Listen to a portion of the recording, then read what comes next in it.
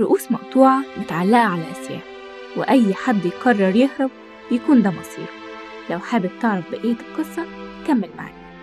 قصتنا بتدور في زمن العبودية وفي عهد الرئيس الأمريكي لينكولن. بيودع بيتر عيلته ويطلب منهم يكونوا مؤمنين وواثقين إنه هيرجع لهم تاني، وده طبعا علشان الحكومة ابتدت تاخد السود للأعمال الشاقة على اعتبار إنهم عبيد. بيروح بيتر مع الجنود بهدوء علشان بيهددوه بمراته، وبيشوف في طريقه رؤوس العبيد المقطوعة وبيجبروا الجنود يشتغل على طول. وبيتعصب عليه الجندي لما بيحاول يساعد زميله اللي وقع من التعب.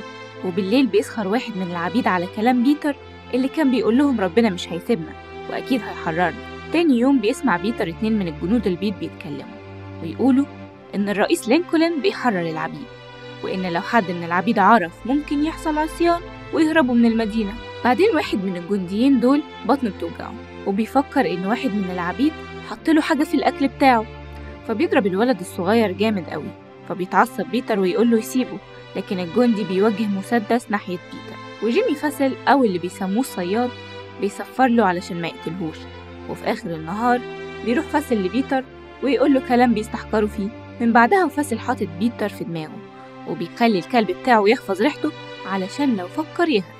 بيتر بعدها بيتكلم مع أصحابه بخصوص اللي سمعه من الجنود ويحاول يشوف معاهم حل علشان يهربوا من المكان الموجودين فيه. وبيطلب الجندي من بيتر يشيل زميله اللي مات في حفرة موجود فيها كل اللي بيموتوا وهم بيشتغلوا. ووقتها بيحس بيتر إنهم عايزين يقتلوه، فبيسبقهم بيتر ويضرب الجنود الموجودين، وبينجح بيتر وبيهرب مع زمايله. وطبعا جيمي فاسل الصياد مش بيسيبه وبيسلط الكلاب عليه. بيعدوا على مستنقع كله تماسيح، مش بيخافوا ينزلوا فيه، لكن توماس زميلهم بيخاف. وبيجي فاسل يقول له لو عرفتني صحابك رايحين فين هسيبك، فيصدقوا المسكين ويقول على مكانه. بعدين بيقتلوا فاسل الغدار. نرجع لبيتر وصاحبه اللي بيتفرقوا علشان يشتتوا الجنود، وأثناء هروبه يتصاب ويقابل في طريقه بيت عيلة غنية، وهناك بنت صغيرة أول ما بتشوفه بتضرب جرس كبير وتصرخ وتقول هارب. بيسمع الجنود الجرس وبيجروا لكنه بيهرب منه. بعدين بيهاجموا تمساح وبينجح كمان يهرب منه. وتاني يوم بيشوف فاسل التمساح المقتول، فبيفتح بطنه علشان يشوف أكل بيتر ولا لأ، لكنه مش بيلاقي له أي أثر. بيفضل ماشي بيتر لحد ما يقابل قارب، فبياخد بيتر ويمشي بيه. بينزل بيتر من القارب وبيقابل صاحبه اللي كان معاه من الأول، وبيديله بصل علشان الكلاب ما تقدرش تلاقيه. بيلاقي الجنود صاحب بيتر وبيقتلوه لما مش بيعترف على مكانه. نرجع لمرات بيتر اللي بتتكلم مع بنتها وبتحاول تفهمها إن في حد هيشتريها وإنهم لازم يشوفوا حل. بتوصل أمها في النهاية لإنها تقطع إيدها وبكده مش هتتباع.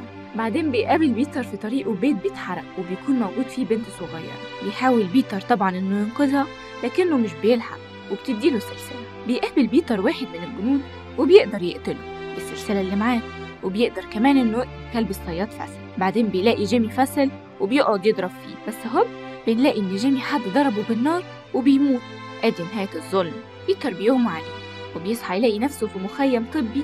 بيفوق وبيطلب من الجنود التابعة لينكولن إنهم يرجعوه لعيلته، لكنه بينصدم بالرفض وبيبلغوا الجندي إنه أسير حرب وهيشتغل في مزرعة للجيش الوطني. بيرفض بيتر طبعا، فبيبلغوا الجندي بإنه خلاص انضم للجيش، وبكده انت مش بس هتلاقي عيلتك، لا انت كمان هتحررهم. بيوافق بيتر ينضم للجيش، وبعدها بيصوروا علشان هو كان اكتر واحد باين عليه اثار التعذيب. بعدها بيقابل بيتر قائد الجيش اللي بيسأله على المكان اللي هرب منه علشان يحرروا كل اللي فيه. تاني يوم الفجر يهجموا على المستنقع، وبيتكلم النقيب على نبل عملهم وشرفه، وانهم بيقاتلوا علشان اسمى حاجة في الدنيا اللي هي الحرية. بعد محاربة وضرب وناس كتير ماتت بينجو بيتر فعلا، وبيوصل هو والبقية من الجيش للمزرعة اللي كان شغال فيها. بعدها بيقتلوا الراجل اللي باع بيتر وبيحرروا كل اللي في المزرعة. وبيدور بيتر على مراته وولاده وبيلاقيهم أخيرا بعد تعب، وبيحضنهم وبيشكروا ربنا على تحريرهم.